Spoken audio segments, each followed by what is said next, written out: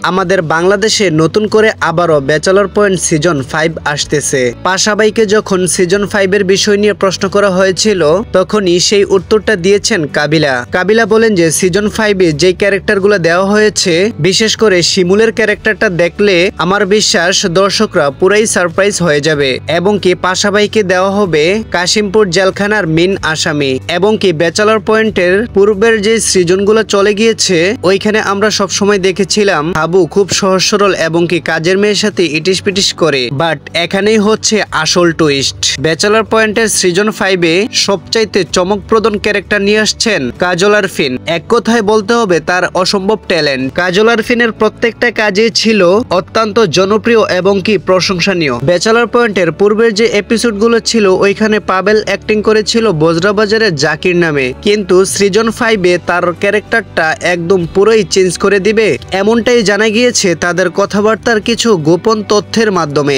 দর্শকরা যারাই আছেন ব্যাচেলর পয়েন্টকে অনেক বেশি ভালোবাসেন এবং কি আপনারা কতটা আগ্রহী সিজন 5 নিয়ে আসবো কিনা আপনারা অবশ্যই কমেন্ট করে জানিয়ে দিবেন। কেননা আমাদের প্রত্যেকটা সিজন বের করা হয় শুধুমাত্র দর্শকদের ভালোবাসার এবং কি সাপোর্টের কারণে। এখানে মোটামুটি যাদেরকে দেখছেন তাদের সকলের ক্যারেক্টার সম্পর্কে বলা হয়েছে, বাট একজনের ক্যারেক্টার সম্পর্কে কিন্তু এখনো বলি নাই, সেটা হচ্ছে হাবু ভাই। আপনারা ব্যাচেলর পয়েন্টের সিজন 5 এ হাবু ভাইকে দেখতে পারবেন কমিশনারের চরিত্রে কাজ করতে, যেখানে পুরো এলাকার একটা সম্পূর্ণ ডিসিশন এবং কি সিদ্ধান্ত আনতে হবে হাবু ভাইয়ের কাছ থেকে। তো গাইস, আশা করি আপনারা ব্যাচেলর পয়েন্টের সিজন 5 এর জন্য অপেক্ষায় রয়েছেন। আর আমি এটাও বলতে পারি যে আপনাদের জন্য খুব ভালো একটা কিছু আসতেছে, যেটা দেখার পরে আপনারা অনেক অনেক বেশি স্যাটিসফাই হবেন। তো গাইস, আপনাদের কাছে সম্পূর্ণ ভিডিওটি কেমন লেগেছে? যদি ভালো লেগে থাকে একটি লাইক দিয়ে চ্যানেলটি সাবস্ক্রাইব করে দিবেন।